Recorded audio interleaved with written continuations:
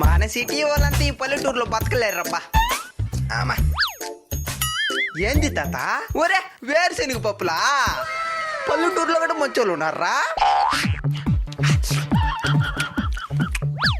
ఒరే ఇంకా ఉన్నది నీ దగ్గర?